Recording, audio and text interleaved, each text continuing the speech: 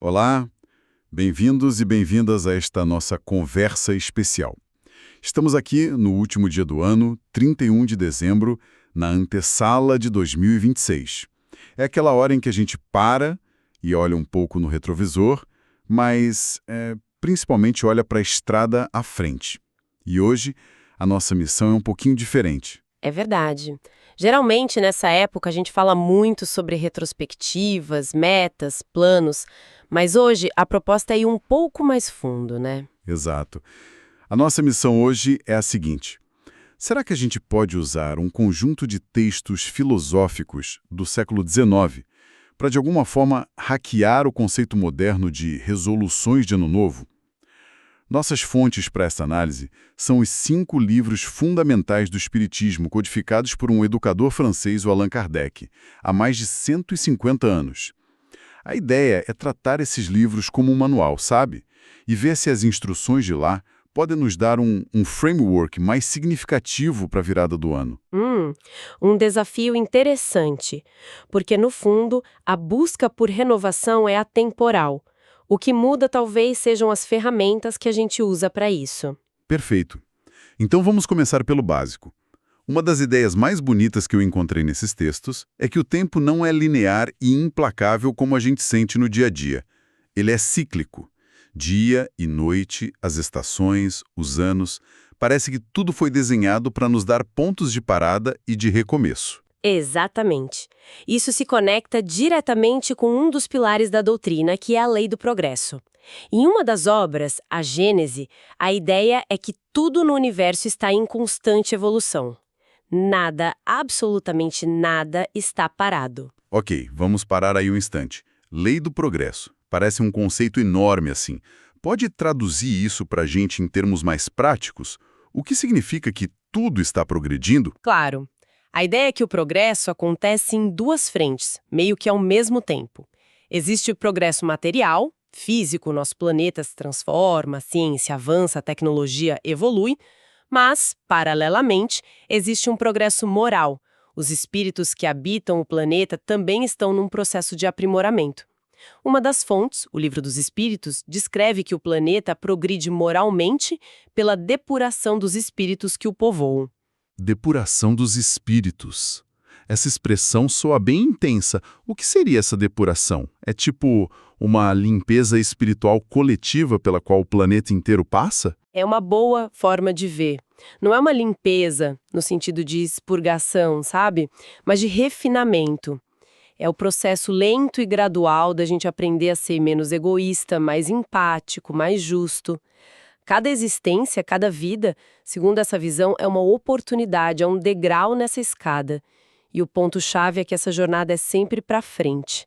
As fontes afirmam que as existências são sempre progressivas, nunca regressivas. A gente pode até estagnar por um tempo, mas nunca andar para trás na nossa essência. Entendi. Então essa lei universal de progresso se manifesta nesses ciclos que nos dão a chance de reavaliar a rota. E aqui que a coisa ficou realmente interessante para mim na leitura. Alguém em uma das nossas fontes fez uma analogia que eu nunca tinha ouvido. Pensar no ano novo como uma pequena reencarnação. Eu achei essa ideia muito, muito poderosa. É uma analogia muito precisa. Se a reencarnação, na visão espírita, é a grande oportunidade de recomeçar num corpo novo, com desafios novos, o ano novo funciona como um marco simbólico dentro de uma mesma vida. É uma chance de zerar o placar, não das nossas dívidas espirituais, mas a nossa atitude mental. É um convite para dizer conscientemente: ok, até aqui foi assim, a partir de agora eu escolho fazer diferente, eu escolho ser melhor. Então não é só uma mudança de data no calendário. É uma ferramenta psicológica e espiritual que a gente pode usar. Exato. Uma outra obra, O Céu e o Inferno, reforça muito essa ideia da responsabilidade pessoal. Ela diz que cada existência é uma oportunidade de avanço. Se a gente não aproveita por indiferença ou por insistência no erro, teremos que recomeçar. A virada do ano é um recomeço em menor escala, mas com um poder imenso, porque a força motriz é a nossa vontade. É a doutrina dizendo que nós somos os obreiros do nosso futuro. Deus nos dá o tempo, as ferramentas, a liberdade. A construção é nossa. Isso muda completamente o peso da meia-noite, não é? Deixa de ser só sobre pular 7 ondinhas e passa a ser sobre uma decisão consciente de tomar as rédeas do próprio progresso. O que nos leva direto para a segunda parte da nossa conversa. O que a gente pede quando o relógio bate as 12 badaladas? Geralmente a lista é bem conhecida. Mais dinheiro, um carro novo, sucesso profissional, aquela viagem dos sonhos. E não há nada de errado com esses desejos.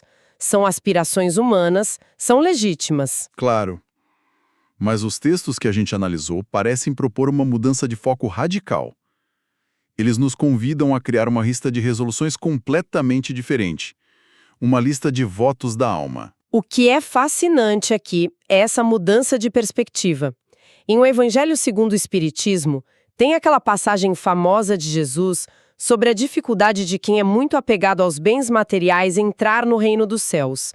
A frase exata é que é mais fácil um camelo passar pelo fundo de uma agulha do que um rico entrar no reino de Deus. Essa é uma frase que todo mundo conhece, mas que muitas vezes é mal interpretada, certo? A crítica que eu encontrei nas fontes não é sobre ter dinheiro, mas sobre o que o dinheiro faz com o nosso coração. É isso. Exatamente. A doutrina não condena a riqueza. Ela alerta contra a escravidão que o apego aos bens materiais pode gerar. O problema não é possuir, é ser possuído pelas coisas. Porque quando o foco principal da vida se torna acumular, sobra pouco espaço para o que as fontes chamam de a verdadeira riqueza, que é o progresso moral. A pergunta que os textos nos fazem é: onde está o seu tesouro? Onde está o seu coração? Então a proposta seria trocar uma lista de bens por uma lista de ser. Em vez de quero ter um carro novo, seria algo como quero ser mais paciente. Exatamente. Em vez de uma lista de desejos materiais, uma lista de virtudes a conquistar. E a gente poderia usar os exemplos do nosso roteiro. Vamos imaginar 3 resoluções para 2026. Primeiro, quero ser menos ansioso.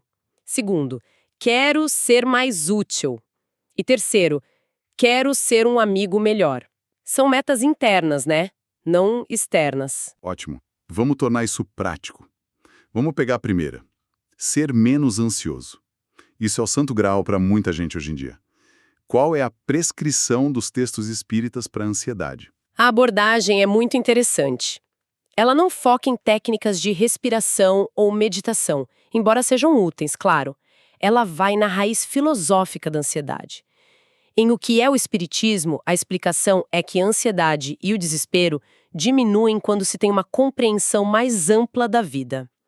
A ideia central é que as dificuldades, os sofrimentos, não são castigos aleatórios, são provas ou expiações.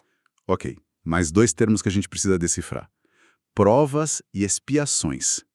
Qual é a diferença? De forma bem simples, provas são desafios que a gente escolhe antes de reencarnar para desenvolver certas virtudes, como paciência, coragem, perdão. Expiações são as consequências de erros passados, que a vida nos traz para que a gente possa reparar e aprender com eles. Mas nos 2 casos, o propósito é o mesmo: educação, adiantamento. Entendi. Mas, sendo bem honesto, para alguém que está no meio de uma crise, perdendo emprego, enfrentando uma doença, ouvir que isso é uma prova para o seu adiantamento pode soar meio abstrato, até um pouco frio. Os textos oferecem alguma ferramenta mais prática para encontrar essa resignação e coragem no meio do furacão? Sim, a ferramenta principal é a fé raciocinada, não uma fé cega, mas a convicção construída pelo estudo e pela lógica, de que a vida não acaba com a morte do corpo e que existe uma justiça divina que rege tudo. Quando se tem essa certeza do futuro espiritual, a perspectiva muda. O sofrimento atual, por mais doloroso que seja, passa a ser visto como temporário e com um propósito maior. A resignação que a doutrina propõe não é passividade, não é sentar e chorar. É a força de quem enfrenta a tempestade sabendo que o sol vai voltar a brilhar, porque entende a mecânica da tempestade. Isso acalma o coração e diminui a ansiedade. Faz sentido. É uma mudança de paradigma. É passar de por que isso está acontecendo comigo para o que eu posso aprender com isso. Certo, vamos para a segunda resolução da nossa lista. Ser mais útil. Isso me soa como a definição de caridade. Sim, mas a definição de caridade em O Livro dos Espíritos me surpreendeu quando eu li pela primeira vez, porque ela é muito mais ampla do que eu imaginava. Na questão 886, Kardec pergunta aos espíritos qual o verdadeiro sentido da palavra caridade como Jesus a entendia. E o que eles respondem? A resposta é um tripé. Dizem que caridade é, primeiro, benevolência para com todos. Segundo, indulgência com as imperfeições dos outros. E terceiro, perdão das ofensas. Ser útil, portanto, vai muito além de dar uma esmola ou fazer um trabalho voluntário. É viver esses três princípios no dia a dia. Essa parte da indulgência com as imperfeições dos outros é a mais difícil, não é? É fácil ser benevolente com quem a gente gosta ou à distância, mas ser indulgente com aquela pessoa no trabalho que nos irrita ou com o parente que tem opiniões opostas às nossas, isso é um desafio imenso. As fontes dão alguma dica de como praticar isso? A principal dica é o exercício da humildade e da empatia. É lembrar que todos nós estamos no mesmo barco do aprendizado. A pessoa que nos irrita hoje com as suas imperfeições talvez esteja lutando uma batalha que a gente não conhece. E nós, com as nossas próprias imperfeições, certamente irritamos outras pessoas. A indulgência nasce da consciência de que ninguém é perfeito e que estamos todos na nossa própria velocidade tentando progredir. Ser útil nesse sentido, às vezes não é fazer algo grandioso, mas simplesmente oferecer um ouvido, não julgar, dar ao outro o benefício da dúvida. É uma caridade silenciosa praticada na mente e no coração antes mesmo de se tornar uma ação. O que nos leva perfeitamente à terceira meta: ser um amigo melhor.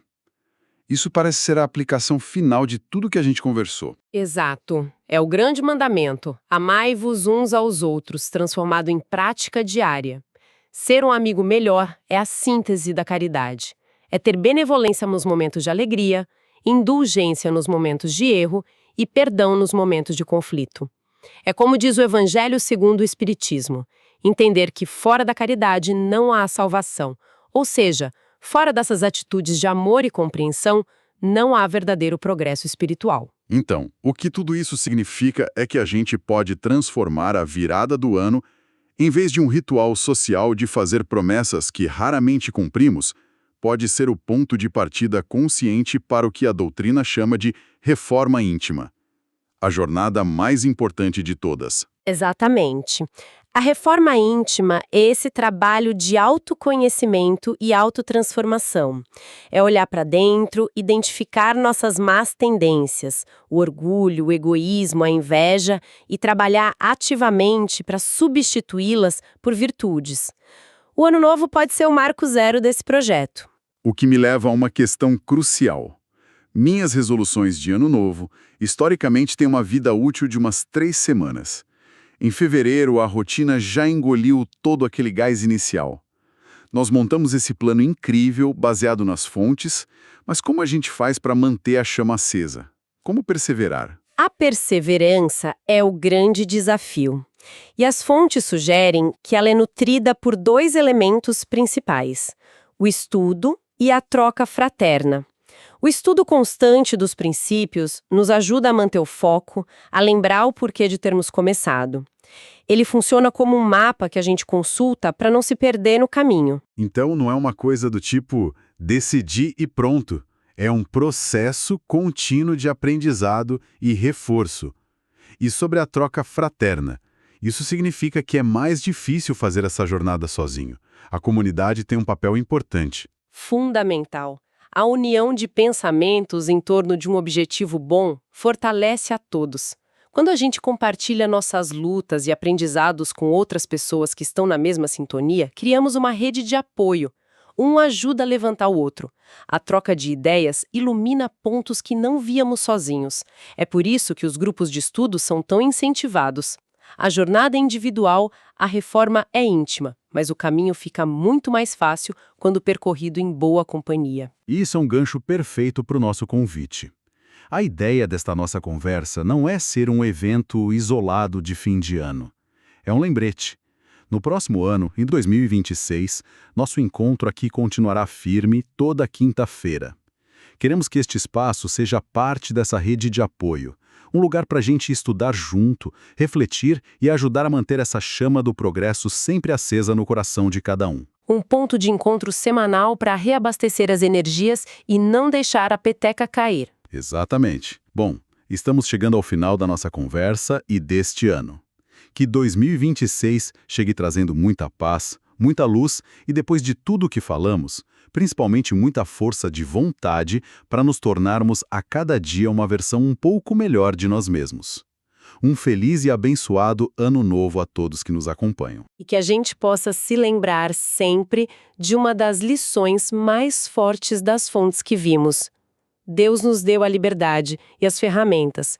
Como diz o céu e o inferno, a vontade divina é que devamos tudo aos nossos esforços. Cabe a nós construir o nosso futuro de felicidade e paz. Que a esperança, baseada na certeza do futuro, ilumine cada passo do novo ano. E fica o lembrete final. Amanhã, dia 1º de janeiro, quinta-feira, nosso encontro está mantido. Não vamos tirar folga. Acreditamos que a melhor forma de começar o ano é juntos estudando e fortalecendo o espírito. Esperamos vocês aqui. Até lá!